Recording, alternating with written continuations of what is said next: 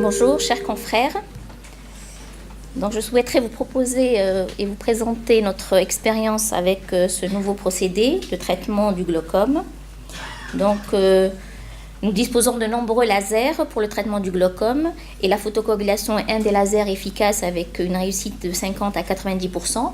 Mais vu les complications qu'il présente, les complications sévères avec hypotonie majeure et phthisis bulbaire, donc on ne le réserve que pour les glaucomes réfractaires. Donc l'arrivée de la cyclophotocoagulation infraliminaire cadencée qui est une cycloaffaiblissement plus modéré et qui promet d'être efficace et moins iatrogène.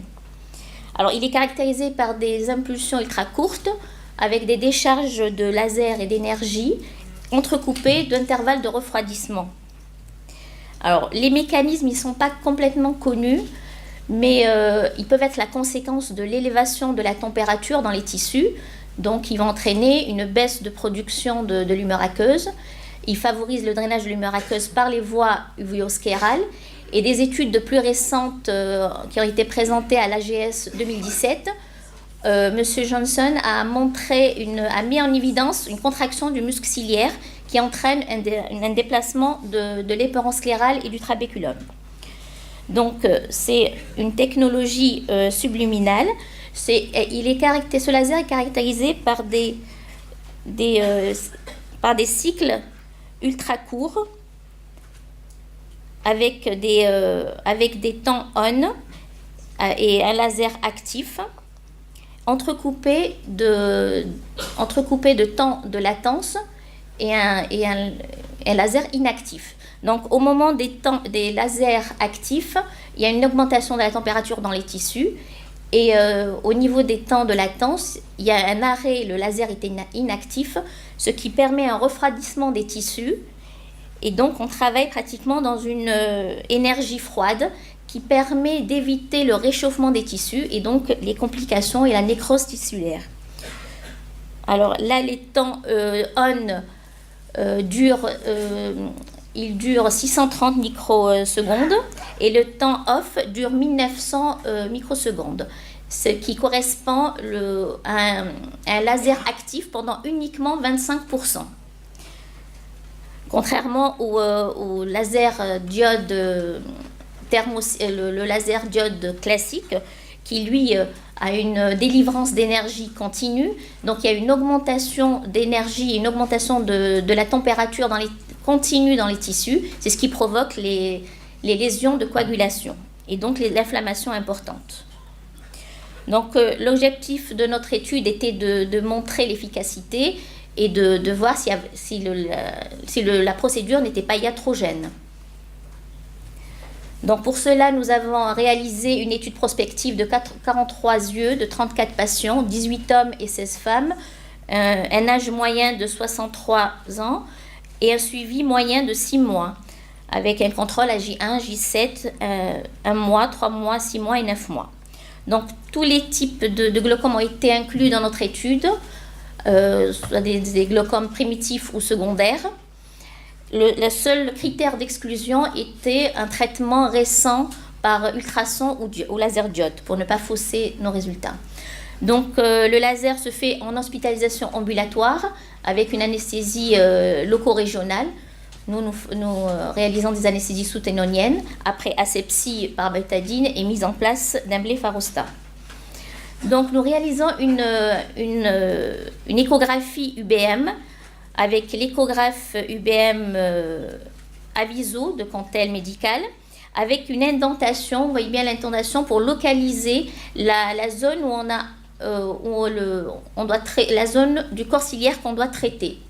Cette méthode aussi de localisation du corps ciliaire par l'UBM est d'autant plus utile quand les yeux sont en buphtalme ou quand les yeux sont multi-opérés, qu'on n'arrive pas à déterminer le limbe cornéen. Donc, nous avons effectué le traitement par un laser diode 810 nanomètres supra de Cantel Médical. Il faut sélectionner le mode subcyclo avec une puissance que nous avons fixée à 2 watts, mais qui peut être plus élevée ou plus faible. une durée de traitement de 50 secondes par cadran, mais qui peut être aussi modifiée, et un rapport cyclique qui est de 25%, donc on a choisi le temps on et le temps off, mais ça aussi c'est des paramètres qui peuvent être modifiés. Donc notre étude, on l'a faite avec ces paramètres, mais d'autres études sont faites avec des paramètres différents. Et donc nous avons donc utilisé une sonde fine sans sabot, et alors je vais vous montrer un film pour vous, si j'arrive, voilà. Donc c'est des mouvements, on maintient la sonde perpendiculairement à la sclère avec des mouvements de va-et-vient, et le laser s'arrête tous les 10 secondes. Alors le traitement comprenait une corticothérapie locale de 2 à 3 semaines et on réévalue selon l'inflammation. Le traitement habituel antiglaucomateux est poursuivi et réévalué aussi selon l'évolution de la PIO. Et le suivi a été fait à J1, J7, 1 mois, 3 mois, 6 mois et 9 mois. Alors pour les résultats, nous avons noté une baisse significative de la pression intraoculaire qui a diminué entre la tension oculaire préopératoire et J1, elle est passée de 28 à 24. Entre J1 et J7, elle est passée de 24 à 18. Et pour les autres mois, elle a été stable jusqu'à la fin du suivi. Nous avons aussi noté que la PIO que la baisse de la pression intraoculaire était plus importante pour des tensions inférieures à 30 par rapport à les tensions supérieures à 30. Mais pour des pressions plus faibles, aux alentours de 20, la baisse n'était pas très importante. Nous avons aussi remarqué une réduction du nombre de médications qui est passé de 3,4 à 2,9. C'était surtout une réduction, voire un arrêt du Diamox chez certains patients. On n'a pas noté de complications sévères. Seulement 4 patients ont nécessité un retraitement et il n'y a pas eu de complications importantes après ce retraitement. On a par contre retrouvé 2 ulcères cornéens, 2 patients aussi ont présenté des tendales cellulaires, c'était des patients suivis pour uvéite aussi, et une cataracte aussi pour un cas.